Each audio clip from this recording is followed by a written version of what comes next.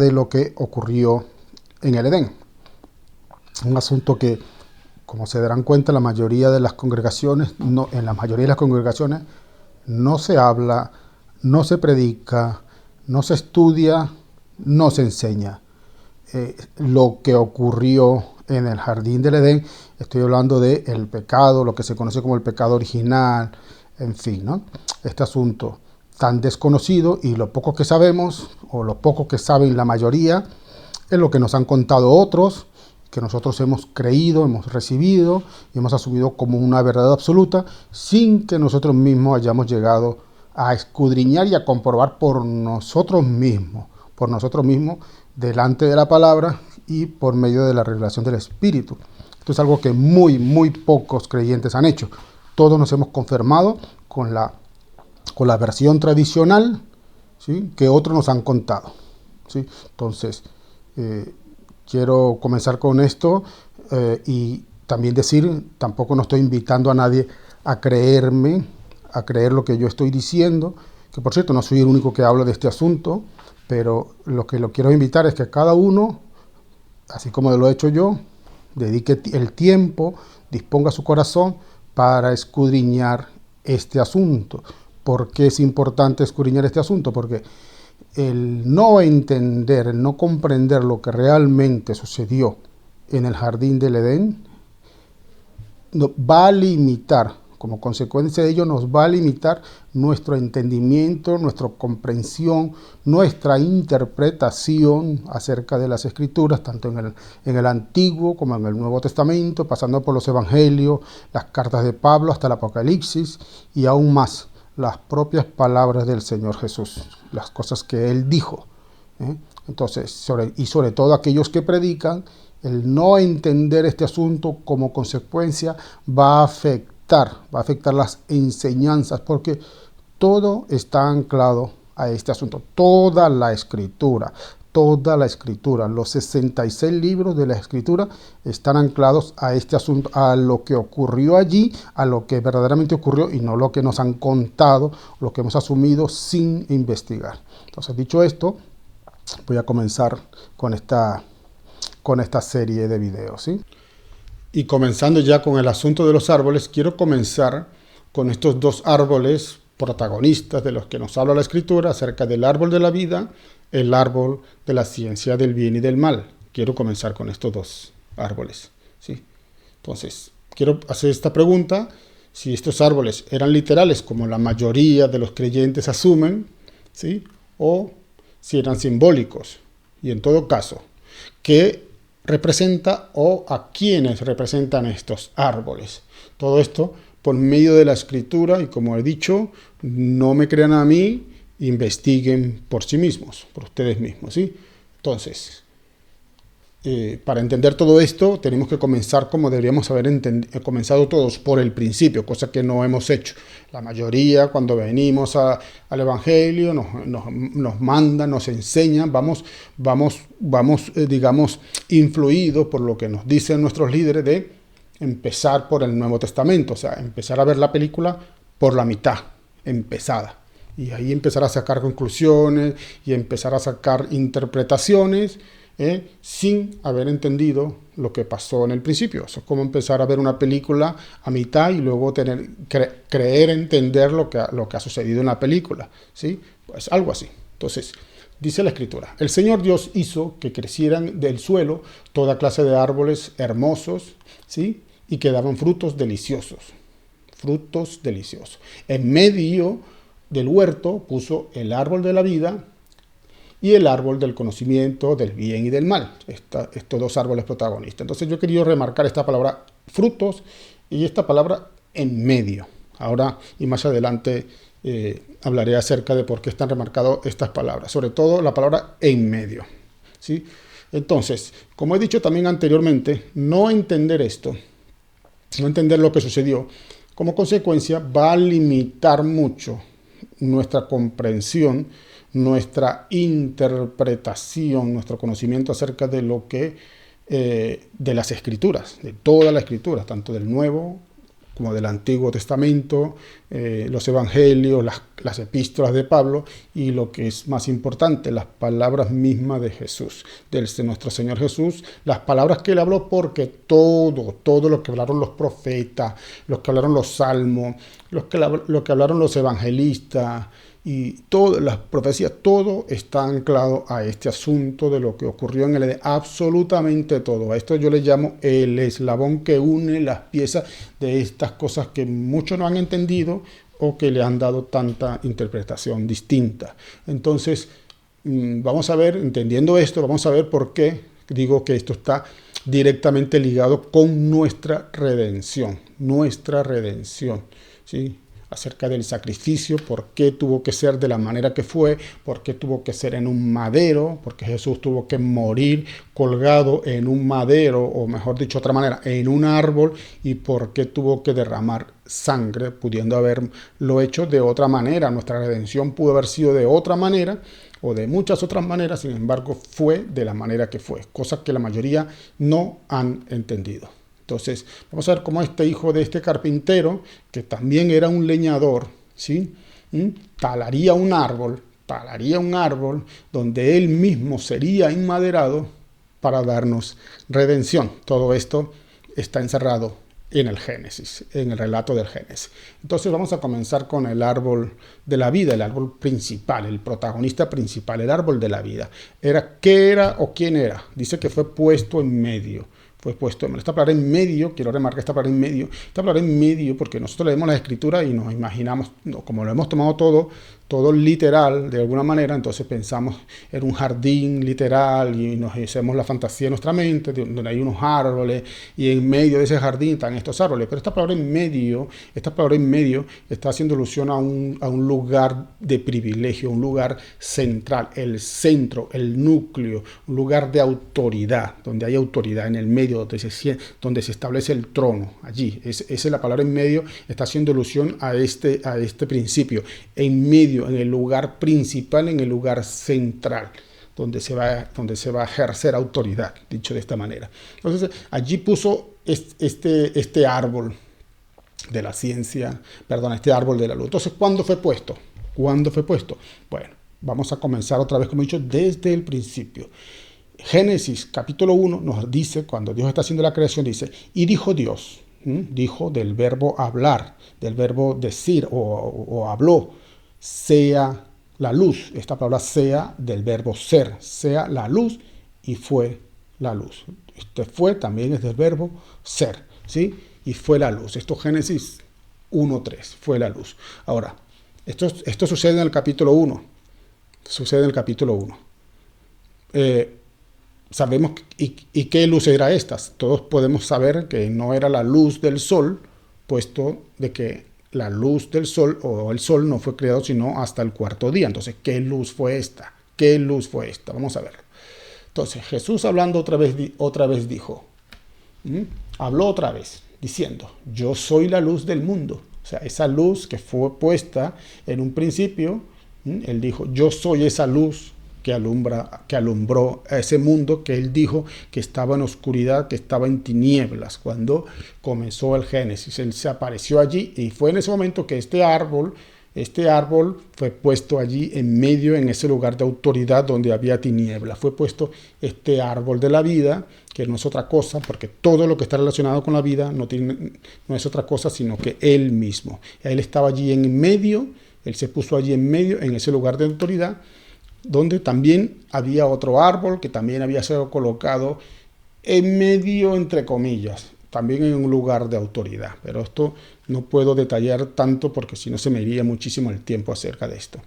Entonces, oyeron la voz de Dios que se paseaba en el huerto, dice la escritura, en Génesis 3:8, que Eva y Adán oían la voz que se paseaba, que andaba, que caminaba. O sea, ese que paseaba por allí era él mismo, o era ese árbol que se paseaba entre los árboles, que se paseaba en medio de los árboles. El que estaba en medio era ese mismo Jesús que estaba allí, ¿sí? Era la voz que ellos escuchaban. Esa voz, porque por cierto, esa palabra voz también es un sinónimo de la palabra verbo, el verbo, esa voz se puede traducir como verbo, ese verbo que se hizo carne, que antes estaba allí presente con ellos, que ellos podían tener comunión con él antes del pecado, ¿sí? Entonces, después Dios dijo, que de la tierra brote vegetación, toda clase de plantas con semillas, árboles que den fruto con semillas. Estas semillas producirán a su vez las mismas clases de plantas y árboles de los que provinieron. Y fue lo que sucedió, ¿sí? Entonces, Dios aquí empieza a establecer una serie de leyes, de normas de estos árboles. Les puso una ley que estos árboles se iban a reproducir según su propia naturaleza, según lo que ellos eran, de esa manera ellos se iban a reproducir, ¿no? Como que un árbol de manzana solamente puede dar manzana y un árbol de pera solamente puede dar pera. No puede dar un fruto distinto a su propia naturaleza, estableciendo esta ley, ¿no? Entonces allí vemos, aquí yo pongo este gráfico, lo que pasa es que yo me adelanto con estos gráficos que la mayoría los entienden porque hay muchos secretos aquí escondidos en esta ley que Dios está poniendo aquí sobre los árboles, dice. Entonces luego vemos al Señor Jesús en el libro de Mateo, que dice, el árbol malo no puede, esta palabra no es muy categórica, producir frutos buenos, porque él le ha puesto una ley que solamente si ese árbol, su naturaleza es mala, por la propia ley, los frutos que van a dar van a ser malos también, ¿sí? No puede de ninguna manera cambiar su naturaleza y dar un fruto distinto a su propia naturaleza. Entonces aquí vemos estos frutos que este árbol empezó a dar. Ya sabemos de quién estamos hablando, ¿no? De quién es este árbol de la ciencia del bien y del mal. Aquí nos dice la parábola del trigo y la cizaña, que esa cizaña, cuando Jesús empieza a narrar a explicarla, dice que esa semilla, ese grano, esa semilla que proviene de un árbol, dice que su fruto produjo hijos que son los hijos del mal, o sea, son los hijos del árbol de donde provinieron, dicho de esta manera, ¿sí? He aquí, herencia de Jehová son los hijos, cosa de estima el fruto del vientre. Aquí vemos cómo la escritura relaciona directamente el fruto, un fruto que entendemos que Eva se comió, y lo está relacionando con un fruto en un vientre. ¿Y cuál es ese fruto que se produce en un vientre? Todos lo sabemos, el Señor Jesús lo dice, son hijos. Entonces, el Señor dice, yo fui el que te puse allí, lo dijo ahí en Génesis. Y entonces vamos a ver cómo la Escritura nos habla de que este árbol que está hablando Ezequiel aquí, en principio está hablando del rey de Tiro, ahora veremos cómo está hablando el rey de Tiro, de la misma manera. Bueno, mira lo que dice la Escritura, dice Ezequiel 28, versículo 13, en el Edén, en el huerto de Dios, dice, en el 13, dice, tú querubín grande y protector, dice, yo te puse en el santo monte de Dios, allí estuviste en medio, ¿ves? Esa palabra en medio, cuando dice que puso dos árboles en medio del huerto, el árbol de la vida, ahí estuviste tú en medio, porque yo te coloqué ahí en medio de esas piedras preciosas de fuego, te paseabas, esas piedras preciosas allí que son ángeles, ¿sí? Entonces, si este pasaje lo leen del principio, van a ver que este pasaje de Ezequiel está hablando acerca del rey de Tiro. Pero sí, ahora, ¿cómo es que es del rey de Tiro? Está hablando del Edén, está hablando de un querubín. ¿Cómo que le está llamando a este querubín, le está llamando rey de Tiro? Bueno, porque está cogiendo una figura simbólica de la misma manera como cogió como en el Edén fue una figura simbólica de un árbol. Aquí también está haciendo está utilizando el mismo principio, una figura simbólica de un rey que había en ese momento, pero para enseñarnos un principio más profundo, dirigirse a otra persona que no era este rey, sino era este árbol, que dice que era un querubín también, que estaba en medio. Y todos sabemos que ese querubín es Satanás mismo. Entonces, pero le llama rey de Tiro. Así como en el Edén se le llama árbol de la ciencia del bien y del mal, y no eran un árbol, de esta misma manera le está llamando rey a alguien que no era un rey de Tiro, porque en el Edén no había ningún rey, ni existía ni siquiera una ciudad que se llamaba Tiro en el Edén. Entonces, vemos cómo el mismo libro de Ezequiel nos habla de este árbol. Aquí voy a dejar los pasajes y los voy a pasar rápidamente para ver si no me puedo alargar. Los voy a dejar aquí, como Ezequiel menciona que este árbol, es Satanás, está hablando de Satanás y lo está mencionando Ezequiel como un árbol lo está mencionando Ezequiel, ¿sí? Y entonces, estando ya esos dos árboles allí en medio, este árbol se empieza a comparar. Se empieza a comparar con el otro árbol, que el otro árbol es el árbol principal, el árbol de la vida. Entonces Dios le pregunta, ¿a quién te has comparado? ¿A quién te has querido tú comparar? Sí, esta comparación sabemos que no empezó en el Edén. Esta comparación vino desde el cielo cuando Él quiso sentarse en el trono de Dios. Quiso compararse, ser semejante al Altísimo, dice Él. Pondré mi trono a los lados del norte, nos narra la Escritura, ¿no? Entonces, estando allí en el Edén, Él se quiere comparar a ese árbol majestuoso que es el árbol de la vida, que es Jesús, ¿sí? ¿A quién te has querido comparar? Le pregunta, en gloria y grandeza entre los árboles. ¿Ve? Le está diciendo Dios aquí, por medio de Ezequiel, ¿sí? Le está diciendo a ese rey de Tiro, ¿a quién te has querido tú comparar? ¿A quién te has querido comparar? A un rey de Tiro, dice en el Edén. Bueno, sabemos que no está hablando ni del rey de Tiro, así como en el Edén tampoco no está hablando de un árbol, está hablando de Satanás mismo. Y ese árbol al que se iría a comparar era al propio Jesús mismo que se había hecho presente. Tú que decías en tu corazón, subiré al cielo, junto a las estrellas de Dios levantaré mi trono y en el monte del testimonio me sentaré. Dice que arrastró con su cola la tercera parte de las estrellas y las arrojó sobre la tierra. Entonces sabemos que este Satanás estaba, ¿dónde estaba? En la tierra. ¿Dónde estaba? En ese huerto. Estaba allí en medio.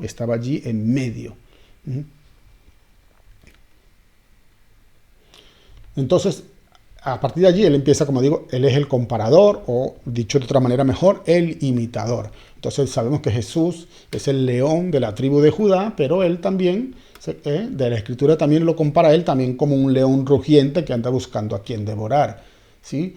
La Escritura nos habla de Jesús, es el Rey de Reyes, es el Señor de Señores, es el único Dios, que dice aquí que no existe, no hay ningún otro Dios, y sin embargo él que se compara con al que se le conoce como al Dios de este siglo, el Dios de este mundo, dice que, hijo de hombre, dice, tú dijiste, hablando de Satanás, dice, yo soy un Dios, en la silla de Dios me he sentado, dice, en medio de los mares. ¿Ves? Otra vez esa palabra en medio, que no está hablando de un lugar geográfico, no está hablando de un punto físico, está hablando de un lugar de autoridad. Esta palabra en medio es el lugar de autoridad, y esa palabra mares se está refiriendo a naciones, se está refiriendo a reinos. ¿Ve? Entonces cuando él habla de esos reinos, dice yo estoy en medio, yo soy el rey, como le dice en la tentación a Jesús en el desierto, que todos esos reinos fueron dados a él. Él es el que está en medio, él es el que gobierna, supuestamente. Supuestamente, él es el que gobierna en medio de esos reinos, que sabemos que no es así, pero él dice que a él se le fue dada autoridad sobre esos reinos, y por eso le pide a Jesús que lo adore, y entonces él le dará el poder de esos reinos. Entonces sigue esa comparación, y vemos que el libro del Éxodo nos habla de que Dios le pide a Moisés que levante una serpiente de bronce en el desierto, y todo el que fuere mordido por ella vivirá. O sea, ¿cómo es esto? En principio, hasta donde sabemos, el veneno de una serpiente mata, no da vida. O sí. Bueno, me gustaría hablar mucho de este asunto, pero vuelvo a decir, como la mayoría no tienen el tiempo, no quieren dedicar el tiempo para ver videos largos, entonces hay cosas aquí que no puedo por el tiempo explicar, ¿no? Entonces, lo que sí que voy a explicar, voy a dejar aquí los versículos que los voy a pasar rápidamente, ¿ve? Cómo él se compara, o sea, Dios en la Escritura es comparado con una serpiente.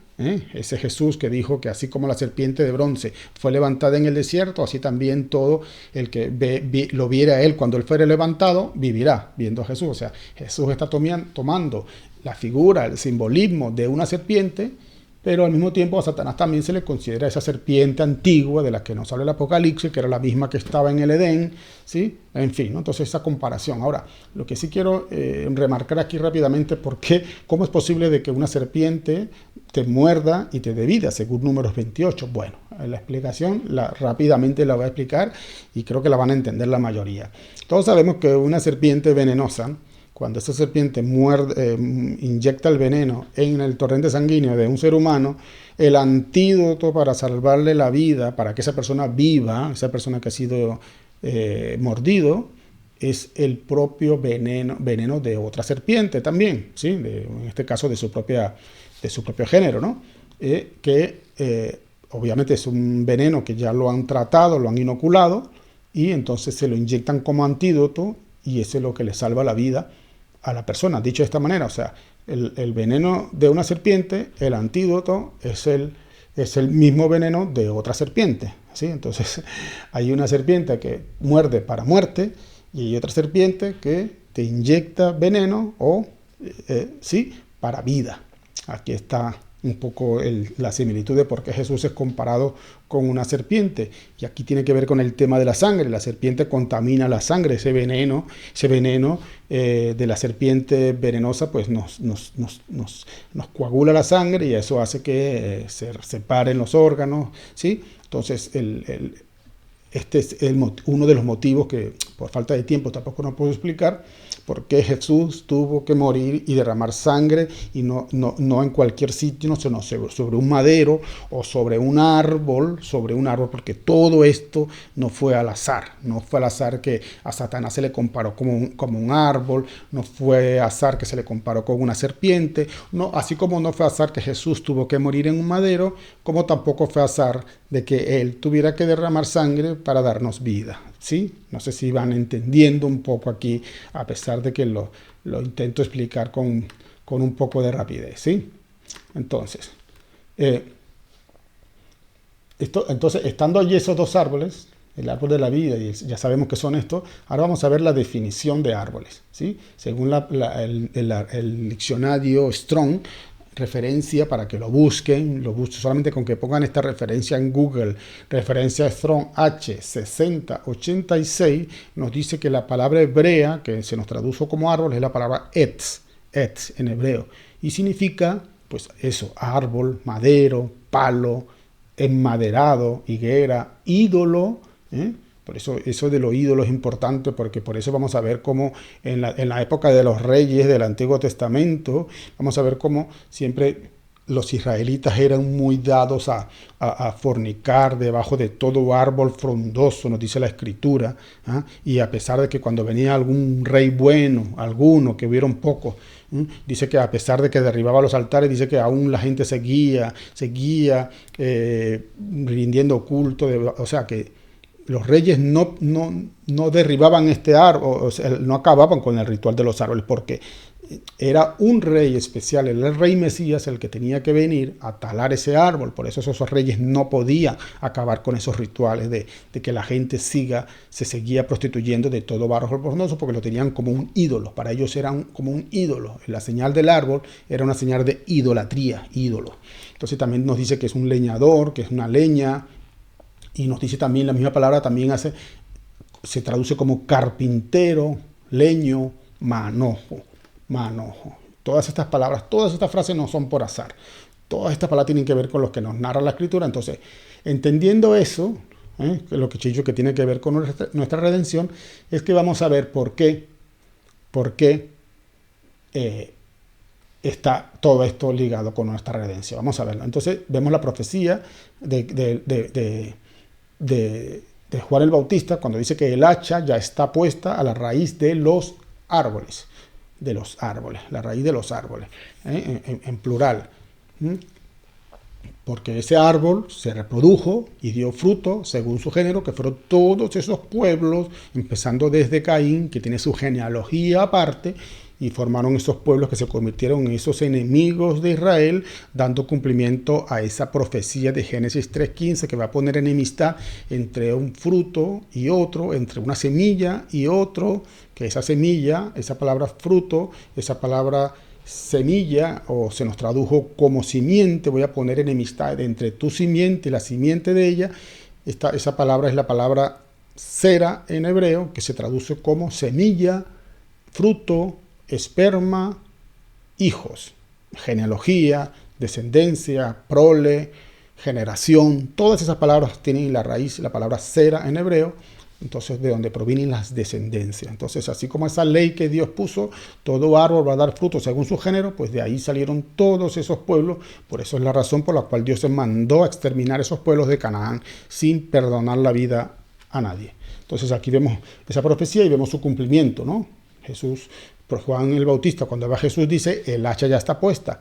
Luego Jesús aparece, ese que venía a ser un carpintero, al que llamaban hijo del carpintero, vino a talar ese árbol, como nos decía, como nos lo dice el profeta Isaías, que ese árbol iba a ser talado, ese árbol que estaba en el Edén, que está hablando acerca de Satanás. Entonces aquí viene el carpintero dando cumplimiento, ¿ves? Aquí nos dice Isaías, ¿ves? Los árboles del bosque, los cipreses y los cedros del Líbano cantan esta alegre canción. Dado que te talaron, nadie vendrá ahora para talarnos a nosotros. Dado que te talaron. Hablando de Satanás, habla de que a Satanás lo talaron como un árbol, ¿sí? Bueno, entonces vemos ese cumplimiento otra vez. Colosenses 2:14. Porque es necesario que Él reine hasta poner a todos sus enemigos debajo de sus pies. Allí está Él en la cruz, allí.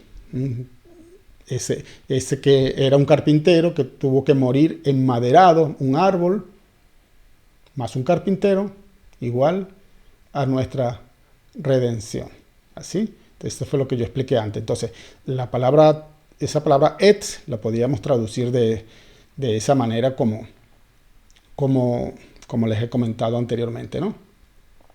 Y aquí vemos, ¿ven? Así como esa misma ley que él puso, que iba a dar frutos según su género, él también se compara con ese árbol de la vida, que él también dio un fruto. Ese primer fruto fue Adán. Adán brotó de la tierra como una semilla que provenía de un árbol, y ese Adán, aquí vemos la genealogía resumida, que se convierte luego en ese pueblo de Israel, que es esa semilla bendita, ese pueblo donde la Escritura dice, y si vosotros sois de Cristo, ciertamente semilla, descendencia, linaje, esperma de Abraham sois, si sois de Cristo. Esperma, está hablando acerca de la biología, aunque la mayoría nos han querido limitar que somos simplemente descendencia espiritual, y eso no es lo que nos está diciendo la palabra, porque la palabra está haciendo alusión a la biología, a la semilla de Abraham. Somos semilla de Abraham, pero ese es otro tema que de los que también hablo y que la mayoría no quieren, se niegan a aceptar. Dice, al que venciere le daré a comer del árbol de la vida, ese árbol que es Jesús, ese árbol de cuando él dijo, si no comes y no bebes de mi carne, si no comes de este árbol, no tendrás parte conmigo. No tendrás parte conmigo si no comes. Él le dará. Entonces, al que venciera, le dará a comer de ese árbol, que es el mismo. Dice, come de mi carne. Es el mismo. Él está hablando aquí de que yo soy la raíz del árbol. Yo soy la descendencia de donde David vino. Es el lucero. Yo soy el lucero resplandeciente de la mañana. ¿Ves? Yo soy ese lucero resplandeciente. Y luego Satanás también habla de que él es el lucero, ¿no? Él es un lucero también, donde viene la palabra Lucifer, ¿no? El que come de mi carne y bebe de mi sangre. Aquí está.